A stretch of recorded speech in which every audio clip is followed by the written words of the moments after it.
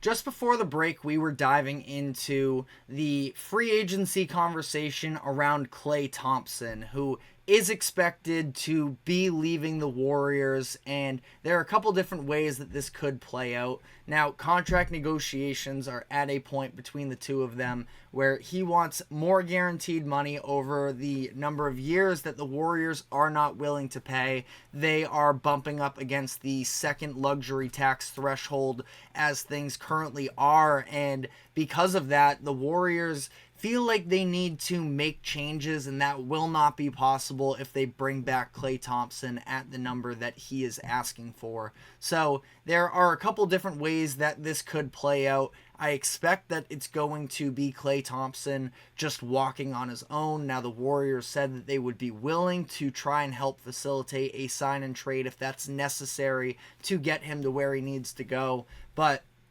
I think that already with the current situation that Klay Thompson is in, he is probably going to have to take less money, as we actually have breaking news this moment from ESPN's Adrian Wojnarowski that Klay Thompson plans to join the Dallas Mavericks on a 3-year, $50 million deal with a player option. So this is coming out literally as we are speaking here, which kind of puts the end to some of the answers. And this is something that Brian Windhorst had put out there for ESPN, that the Mavericks were sort of the front runner to land Klay Thompson, and ultimately that's where he does end up, is Dallas. Feels like a pretty nice fit for the Mavericks, who, of course, the number one issue with them that we saw in the finals was the lack of reliability from the three-point line outside of Kyrie Irving and Luka Doncic, and that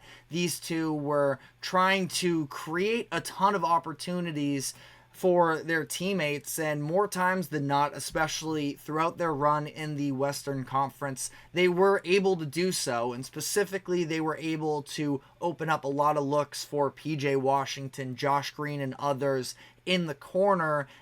But we saw the Celtics be entirely okay with leaving shooters open from above the break on those non-corner three-pointers. It was basically, for the Celtics, protecting the rim and protecting the corners against Dallas, and just trusting that the level of three-point shooting from the team is not enough to be able to consistently beat you. And that's where you slide in Klay Thompson, who has been dealing with a ton of disrespect throughout this offseason in terms of just his reputation. And I would say that to some reason it's a little bit justified. Now, it is something to consider that we're talking about this down year for Klay Thompson, where, you know, it was reported that going back to last offseason during contract negotiations, he wasn't exactly comfortable with where he was at with the Warriors organization. And then throughout the course of the year, he was sort of being yanked back and forth by the Warriors, and due to poor play from him, absolutely. So it's not like, you know, it was the world versus Klay Thompson, but you know, a lot of what went on with him was less than ideal, of course, and despite all of that, he still shot just under 39% from three, which was essentially the lowest mark of his career, only the second time that he was under 40% from three, and the last time being was that 2021-22 season when he was coming off of a 2-year absence with the consecutive leg injuries. So it's hard to even count that as a full year. So, you know, the Mavericks are going to get a reliable three-point shooter at ultimately a pretty fair price of about $16-17 million a year. I think that's a great deal for the Mavericks, and I think it's a pretty good deal for Klay, who there was definitely some level of concern with him in terms of he didn't understand what his own value was, and I thought that we saw in real time him sort of understand he is not quite the same level of player that he was for the early years of this Warriors dynasty, and that he has to sort of alter his expectation in terms of the number that he's going to get paid. And ultimately, $17 million a year is pretty solid. Now, we were just talking about the idea of he was, according to Yahoo Sports, willing to potentially take a pay cut to play on that mid-level exception number of $12.9 million, which would have just been for next season. It would have been a little bit of a betting on himself season, and then he would re-enter free agency after the 24-25 season, but instead he's locked up for the next few years, and ultimately I think that this is a mutually beneficial agreement here between Klay and the Mavericks. And that being said, I was definitely in, and when I had my notes ready for the show, we weren't sure quite yet if Klay was going to be off the board, but I did really like the idea of Klay ending up with the Lakers in LA. And obviously there was the report that came out about LeBron James at 6 o'clock p.m. last night, literally just as free agency was opening up, that he had called Klay Thompson and spoken to him. I don't know, all the details surrounding that phone call and whatnot, but the idea of LeBron James getting one of the best shooters of all time. Again, not sure exactly what level that is at currently, but I do feel like Klay, again, 39% as your floor, your career worst, 39% from three, every single NBA team will take that. Now, obviously, there's a certain price to be paid at that number that that's where you sort of have to have these other conversations. And it absolutely hurts that Klay Thompson is not the same level of defender as that he used to be either. So what was one of the most quintessential 3-and-D players in NBA history is definitely diminished on both sides of the ball to some degree, but you still feel pretty good about the pedigree of it.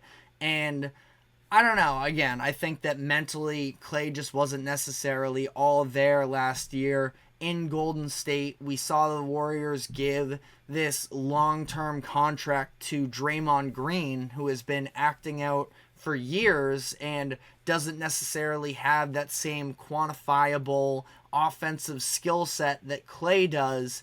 And Klay probably saw that and was hurt by it. And obviously, ego is always a conversation when you're talking about, very publicized numbers that are attached to these types of contracts. So, Klay, that was just going to be the end of Klay in Golden State. And while it's very exciting to look ahead to what the future is going to look like with him in Dallas, it is definitely a point of inflection where we're always on sort of go mode and moving on to the next story, that this is the end of an era between the Splash Brothers of Steph Curry and Klay Thompson, and they were able to deliver Golden State 4 championships. They were, one of the best offensive backcourts in NBA history, maybe just one of the best backcourts in general in NBA history, and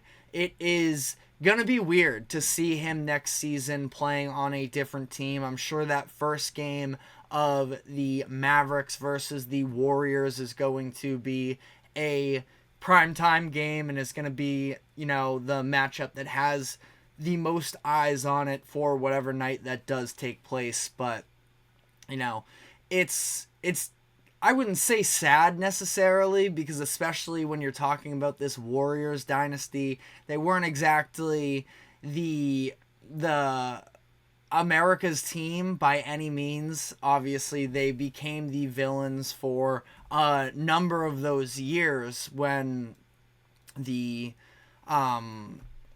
Kevin Durant deal just first went down, and it's now officially over. So gonna be weird to see next season, but at the same time, I do think that everybody involved in this splitting up was just for the best. Where the Warriors still have a lot of questions with their current roster construction, and if it weren't for this second luxury tax apron, it would have been more of a conversation of should the Warriors just give Klay Thompson his money out of respect for everything that happened. But the fact that Steph Curry is still playing basketball at the level that he is, they feel like they can put together a contending roster around him. And I do think that Curry is still good enough to be the best player on a championship team. But the Warriors are going to have to shuffle their hand a little bit, and Klay Thompson just was not going to be a part of that. So I'm sure the Warriors will be a topic of discussion, in the next coming days or so to see how they choose to operate moving forward. But that is all we have on them for now. We're going to be taking our next break, and when we come back on the other side, we actually have to dive into the trade that took place last Friday between the Atlanta Hawks and the New Orleans Pelicans that sent DeJounte Murray on his way out of Atlanta to New Orleans. So we are going to dive into that, but first we are going to take this quick break. Don't go anywhere. We will be right back.